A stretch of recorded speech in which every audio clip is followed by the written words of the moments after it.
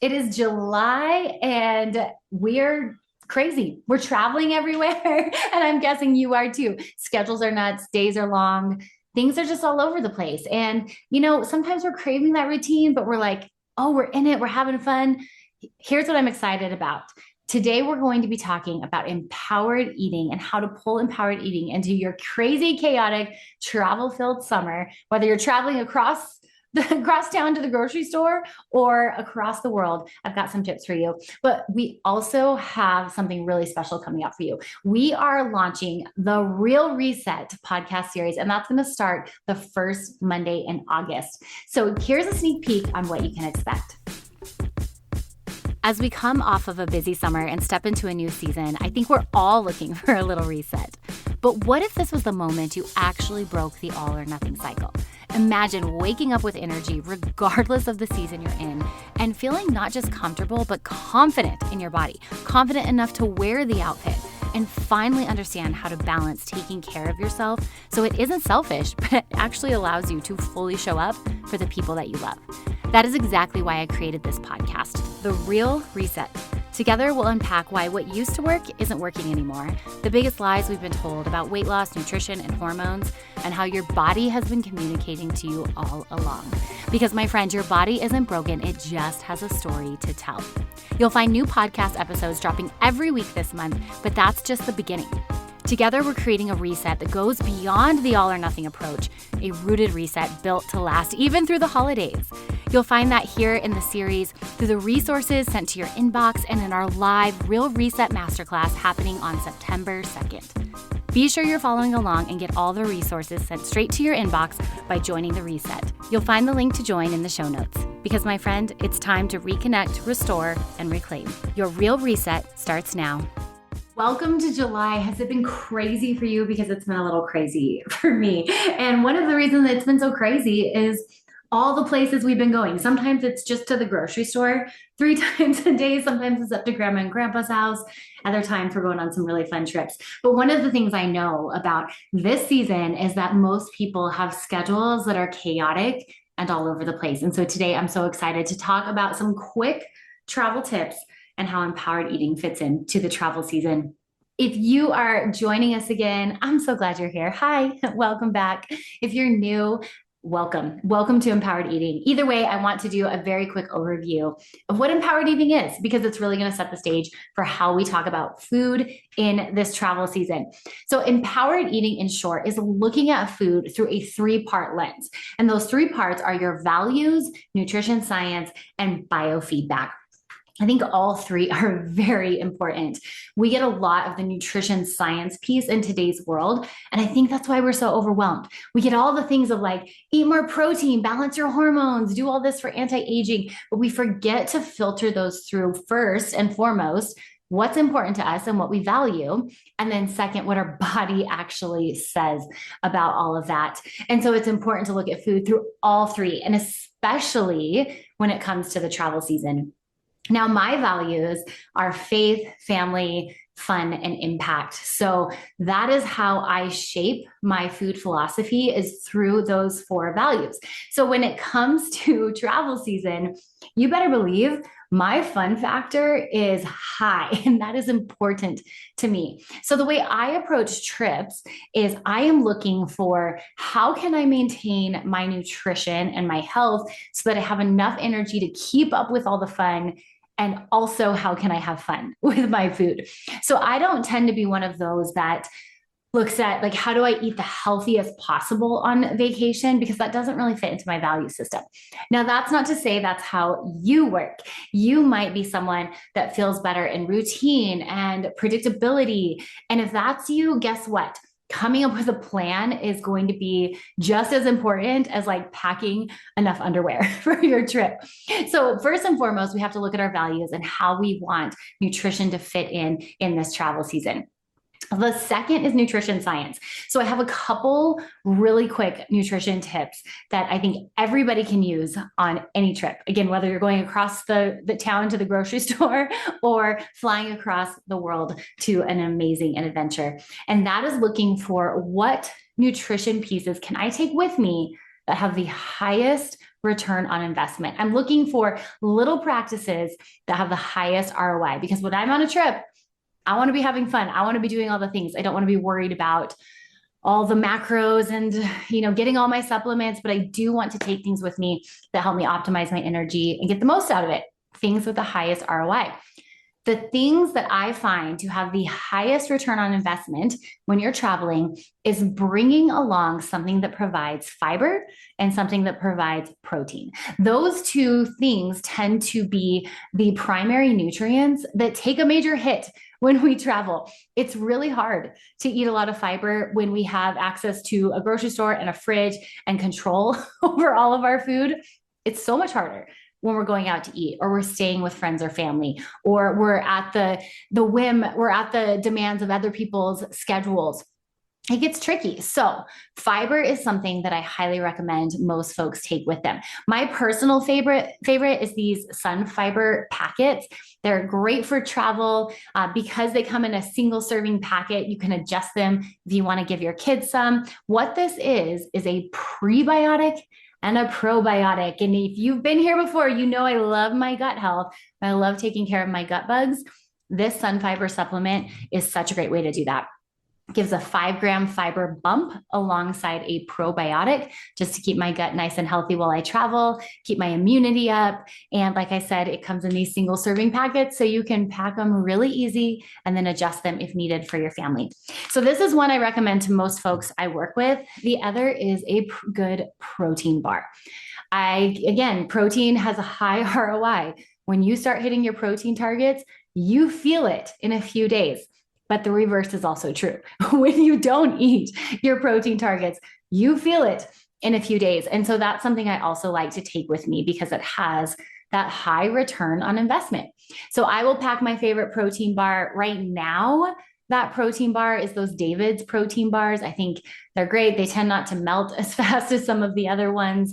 They have the highest protein content and a lower sugar count. Now, let me just say something about this sugar, because if you heard that, and I'm just curious, like how you received that, first of all. Some of you might go, oh, yeah, like no sugar. Some of you might be thinking, well, I don't want to restrict my sugar. We're going to hear that comment so differently depending on your experience. But here's why I have chosen that.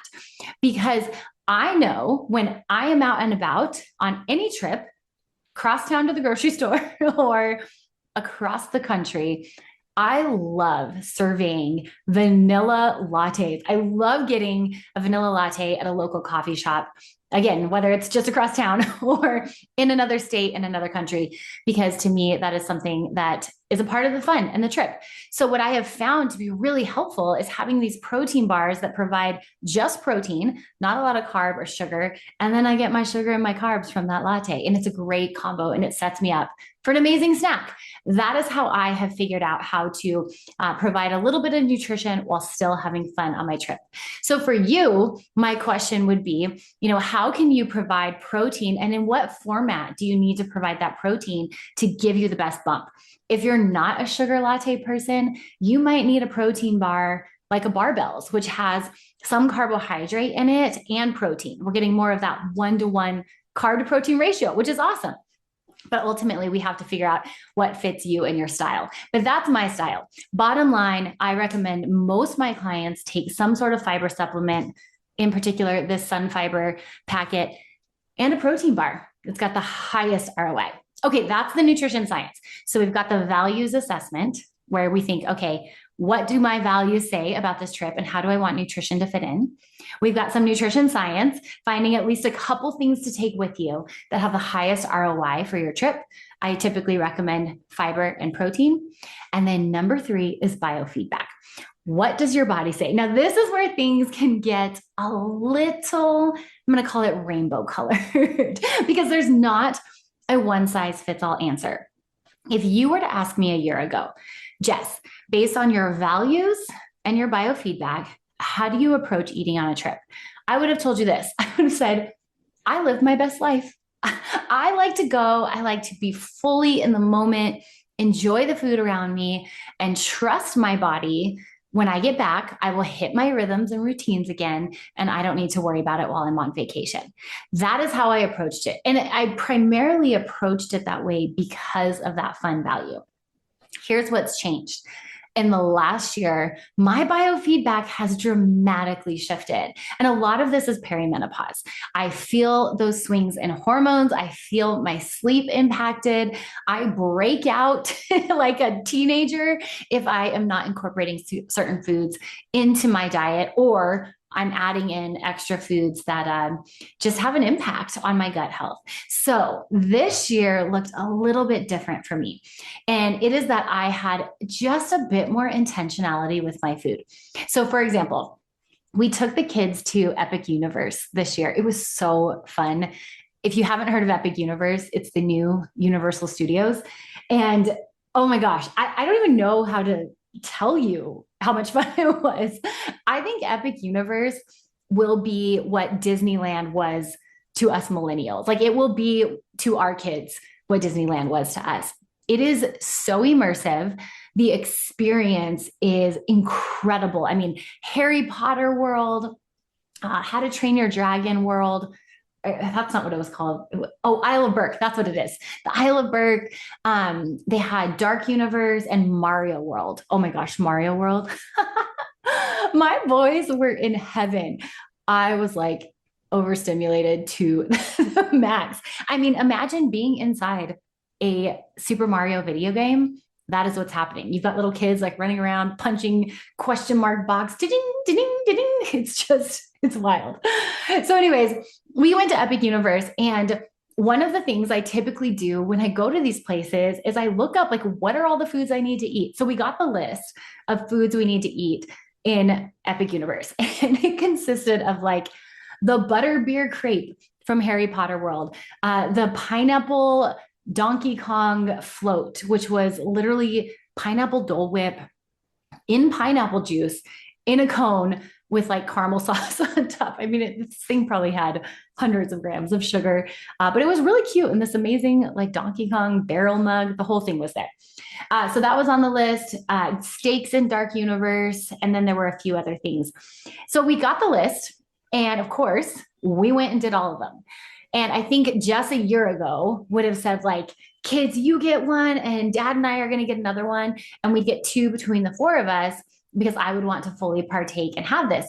What was different this year is my biofeedback just doesn't appreciate that level of fun anymore. So I still partook, but I absolutely adjusted my portion sizes this year because I didn't want to not sleep. We were clocking 12-hour days at a theme park. Like I needed to sleep. On top of that, it was my PMS week. And so I knew if I wasn't giving myself consistent carbohydrate, like I was giving myself the butterbeer crepe and then the Donkey Kong Dole Whip pineapple float, I was going to get these huge blood sugar swings. So this wasn't coming from a place of restriction or thinking I can't have it. It really was coming from a stance of empowerment in the sense that I knew I wanted to be able to show up in this trip and have all the energy every single day. So there was a big shift. Another shift that happened was with my husband. So we recently did some lab work, which this is biofeedback. Lab work is clinical biofeedback. And we got some news about his heart. And he has a heart condition that is genetic, and it requires him to pay extra attention to some of the dietary fats that he takes in. So he had some adjustments as well. Typically, he would be getting like a Monte Cristo and fish and chips and all the fried things. But this go around, what we did was we would share the fish and chips and a salad on the side. So again, not because we're coming from a place of restriction, but really looking at our biofeedback and valuing caring for our body amidst this really fun, epic trip. Here's the really cool thing. Because I refuse to live in black or white thinking around my food, this trip, it allowed me to be in the moment, enjoy all the things that I want to enjoy, but listen to my body in the moment. And the thing I love about that, and I'll tell you, it took me a long time to get here. It really did. And I'm still not perfect at it. Sometimes I learn the hard way and I'm like, all right, that was way too much, you know? But the point is that we listen to our body and we adapt and adjust in the moment.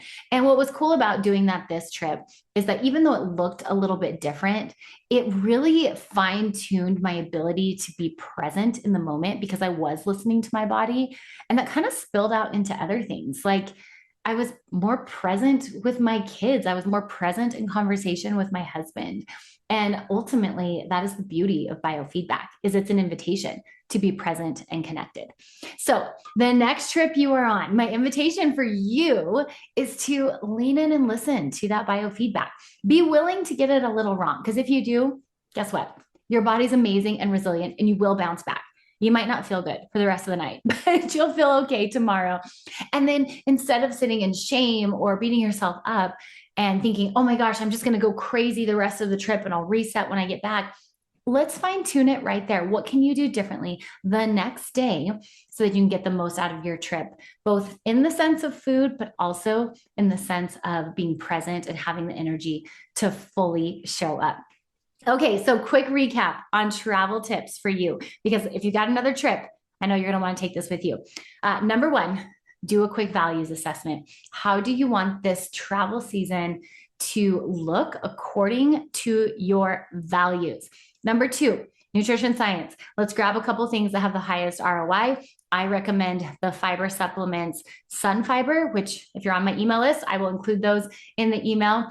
And I also recommend some protein source. I like protein bars because they're just easy.